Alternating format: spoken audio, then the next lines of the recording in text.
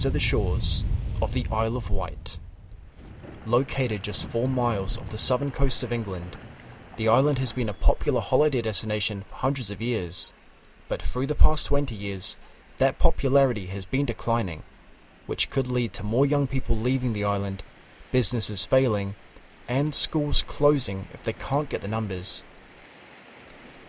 When asked about why this is, islanders and tourists alike tend to put the bulk of the blame on the same factor: the travel to the island, which is mostly through 2 main ferry companies, Red Funnel and White Link.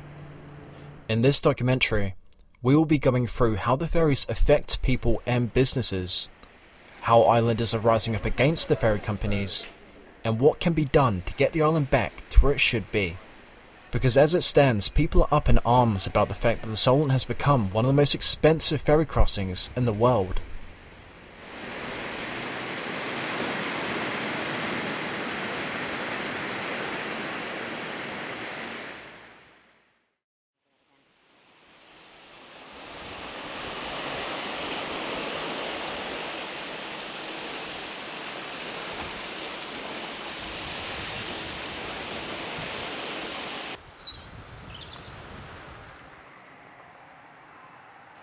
My parents bought this in 1966, so that's nearly 60 years. So yes, we're the longest surviving hoteliers in the town by one other, just down the road. They were here a couple of years before us.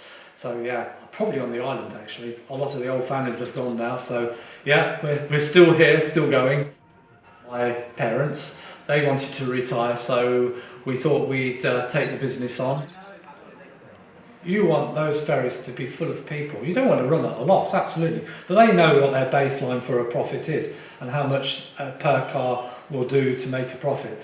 So I'm sure by doing that they can work out a structure where they can fill all their ferries up. But again, the other one big issue I think that people are finding is reliability as well. And that hasn't all been very good in the past year particularly. There have been a lot of ferries cancelled. I mean, White Link say their reliability is excellent, but you know, they play around with the figures there a little bit, I think.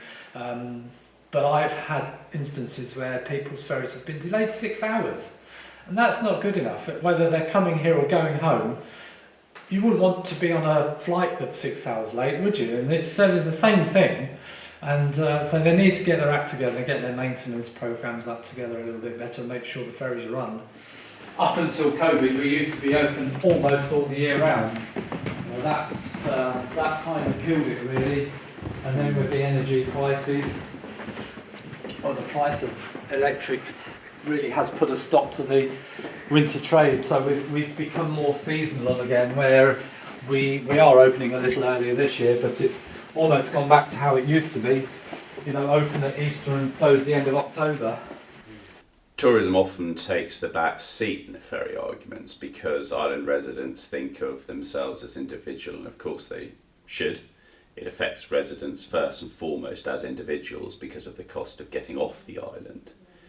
But tourism is our biggest sector in the economy, and so many businesses are reliant on tourists coming here. And it's not just those direct tourist businesses. It's the supply chain, it's the businesses that rely on the secondary tourist market. So clearly any solution whereby the ferry companies may be able to reduce prices for residents is not a satisfactory solution if it means more cost on tourists or visitors, because it's effectively a tax on getting here. So I think it's fair to say that the UK tourism sector has had a particularly difficult couple of years. So having a big boost post-COVID, it's definitely sort of quietened down. So you see those visitor numbers, according to Visit Britain, down around sort of between 10 and 15%. And the island has certainly had its fair share of that, with visitor numbers down 9% last year. So I think that's part of a wider sort of softening of the economy, and where people are making those choices around what trips they're going to take and potentially whether they're going to go abroad or not. And I think, you know, White Link, we've certainly felt those numbers being very similar to what people on the island will have done. It is in all of our interests to drive as many people to the island as possible. So we absolutely share that principle, which is the more people who come to the island, the better it is for everybody. The more people we've got travelling, the more sailings we can run, the more ships we can run, the more we can reduce prices, because obviously it's a largely fixed cost base. You can share that amongst a wider group of customers. So and obviously it massively benefits the island, where it's 35% of the economy, to have more visitors coming over, going to coffee shops, restaurants, pubs, all those places. So we're absolutely aligned on this need to get more people and to make the island more attractive.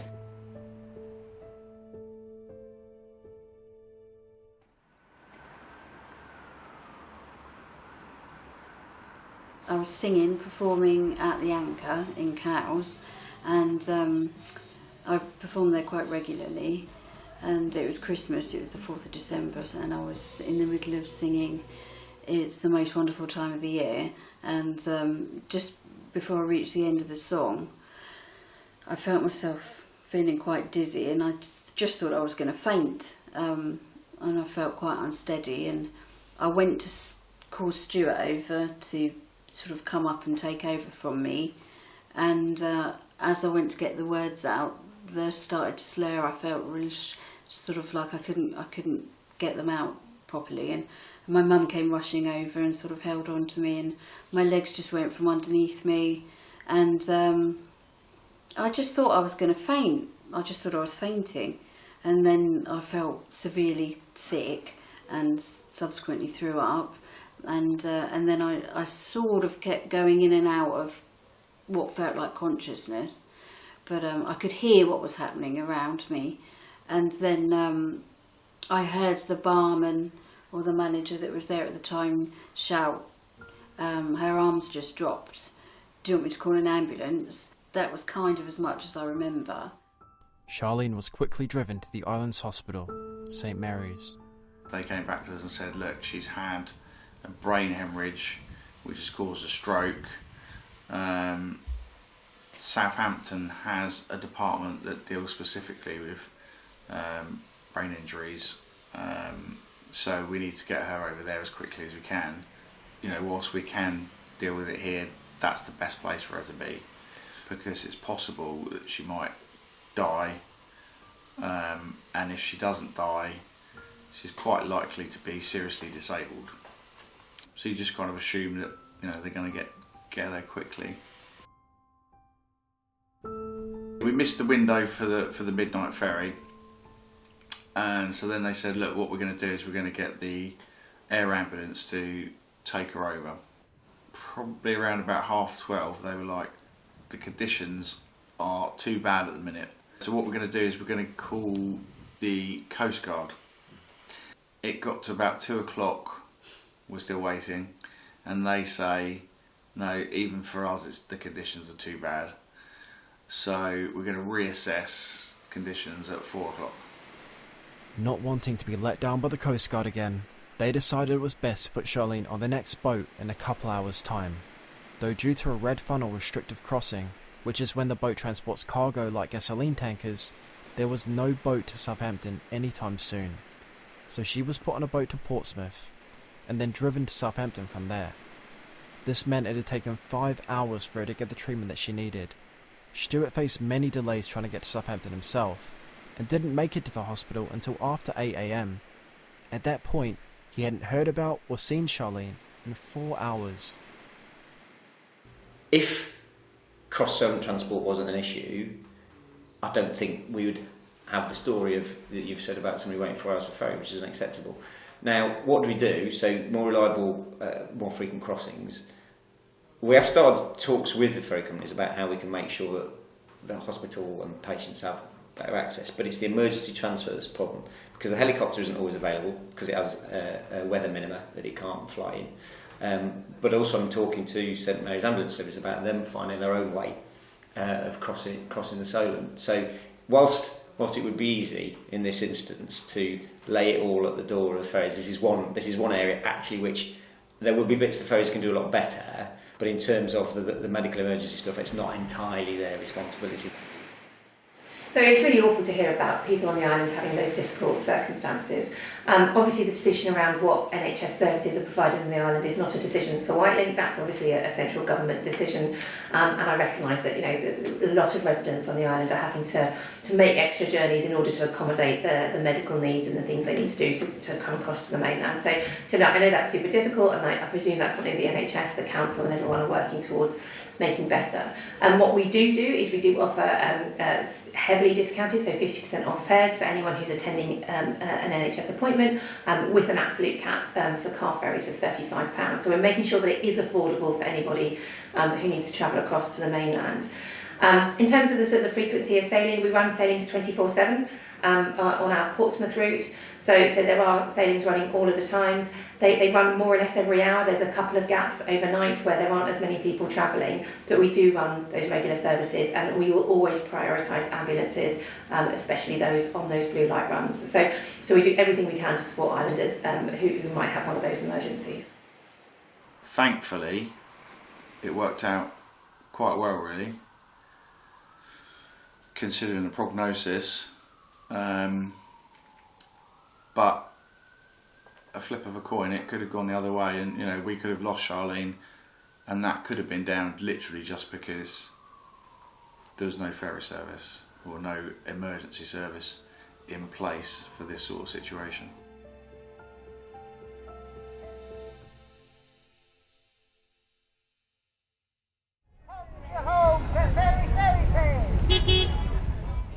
Discourse over the ferries reached a new height when after COVID, Whitelink's timetables were permanently reduced, and the latest fast-kept foot passenger crossing was 8 p.m, leading to outrage from islanders. So I decided to start a group called Whitelink Users Group. Since their launch in 2022, Whitelink User Group, known as WUG, has gained 10,000 members and has achieved some important goals. We negotiated the £70 cap for NHS travel. So prior to that, it would have cost 50% of whatever the fare was for that particular day. So if, for example, it was £220 for a return travel to get to Portsmouth, that would then have been 110. But with our negotiations, we managed to make it that the cap was £70.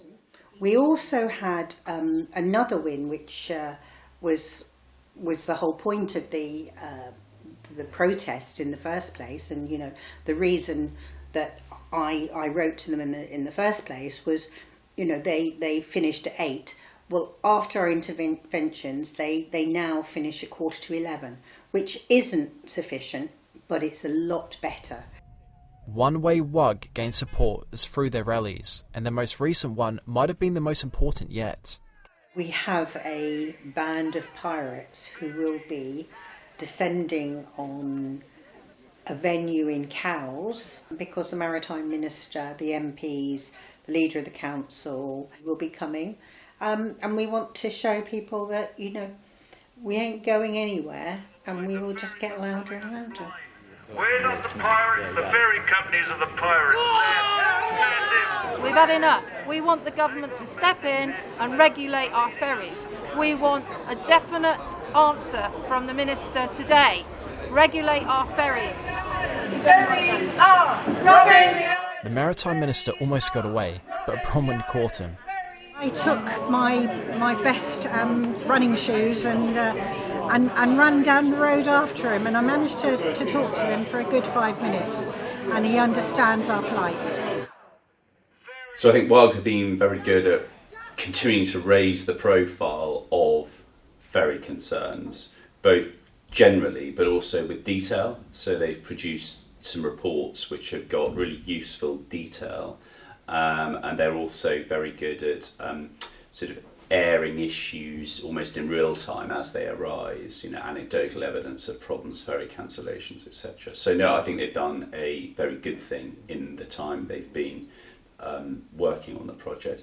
I think in terms of their pressure on the ferry companies, we have this fundamental problem that our ferry companies, the businesses, are accountable to their shareholders, and their shareholders are happy if they're getting good returns on their investment.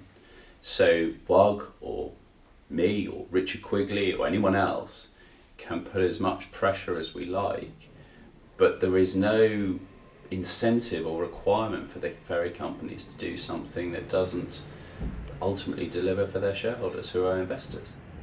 So Bronwyn, Nigel and the team at Whitelink User Group, we meet with them every 2-3 months. I met with them last in January, due to do so again fairly soon. They absolutely come to us with a list of ideas, and we always consider all of the things that they've asked us to look at.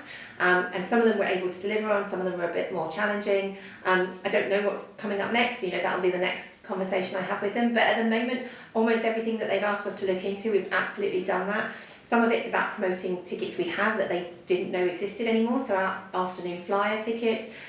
They raised a really good question about rail cards and whether rail cards are applicable on the foot passenger ferry. They are, and we started promoting that more heavily.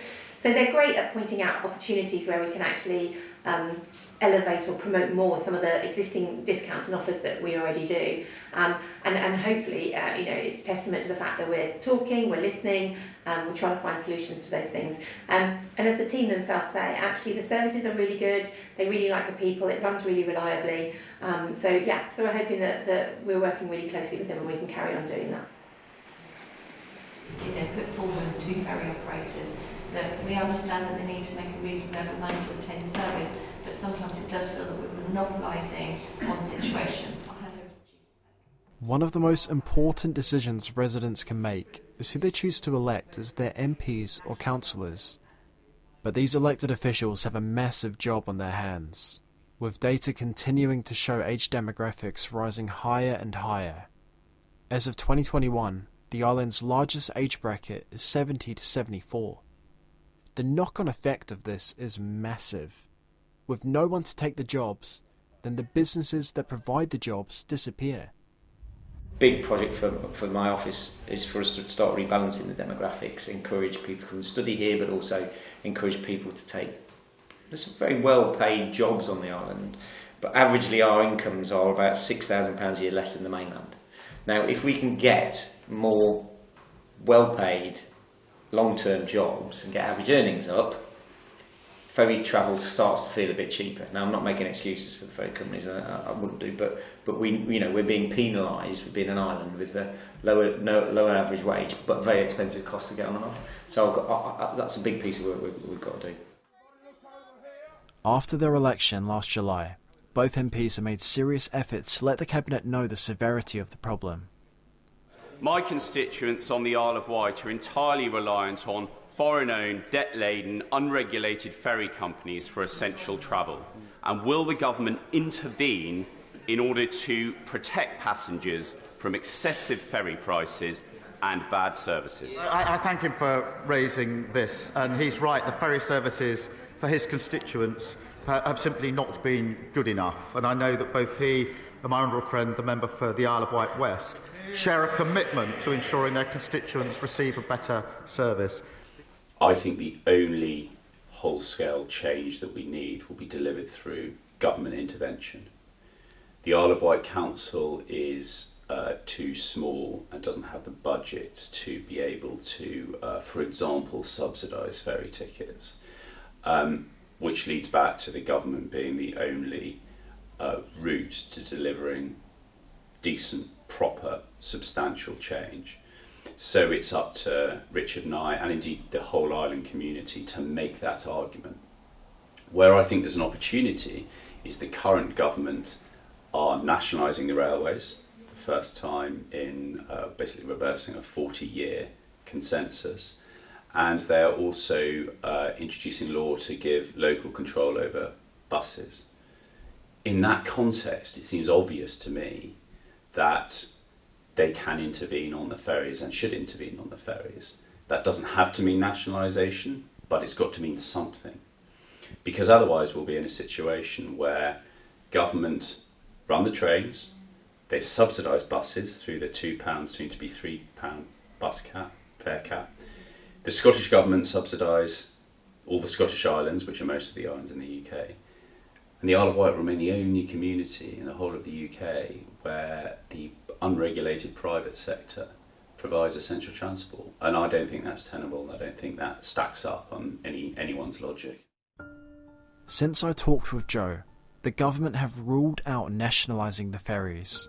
So although subsidisation and other means aren't entirely off the table, many believe they aren't very likely, leading the public to look at other means of creating serious change.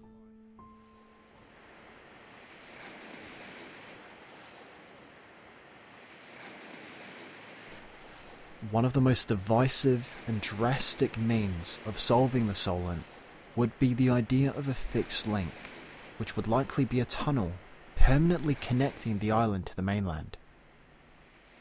Current plan ideas suggest the route would cost between £1 and £3 billion, but pro-link campaigners say it would likely raise £200 million a year for the council, and pro-link are confident that in the long term the project will pay for itself. Though as I said, these plans are divisive, and not everyone is for the fixed link, with many against stating you'd have more traffic, higher rent, and higher house prices. So yeah, we could pay less rent. We could have cheaper house prices, because we have failure, and that's one direction we can go in, or we can have success. We can have the consultants and the staffing come into the hospital, which actually makes the healthcare here successful. We can have tourism booming, because people can get here, they can use the beaches. We have a better economy, which means the shops will again open, and there will be an increased footfall to use those shops and spend the money. Some of those who moved to the island did so because they believed the island is different to the rest of England, with population density far lower here than other parts of the country, and they worry that with the link, the island could become just like the rest of the south. The campaign for the tunnel started over 15 years ago, but seemed to run out of steam, as certain studies needed to be completed to prove a link is even a viable option, and they still are yet to be conducted, as the first study alone would cost the government around £150,000. But in recent months, the viability study is back in the spotlight, with Councillor Debbie Andre campaigning to make sure it finally happens. So all I'm really doing is lending political support. Say, I think we should do this. I don't know where the money will come from to do it at this stage, and that's part of the problem. But Debbie's been doing a lot of work, because it is the council that owns the transport issue, if you like. It will always go through the council. So Debbie's quite rightly put a shoulder to the wheel and said, well, let's see what we can do to move it on. And it is now all going to be about how we finance the study. I think we have a real hope of change. And I believe that change could encompass the two ferry companies, parent companies, that can come on board and be as successful as the island will be with a fixed link.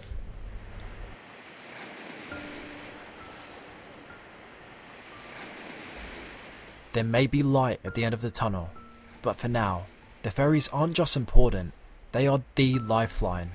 And when that lifeline breaks, it is people's lives and livelihoods that are at risk.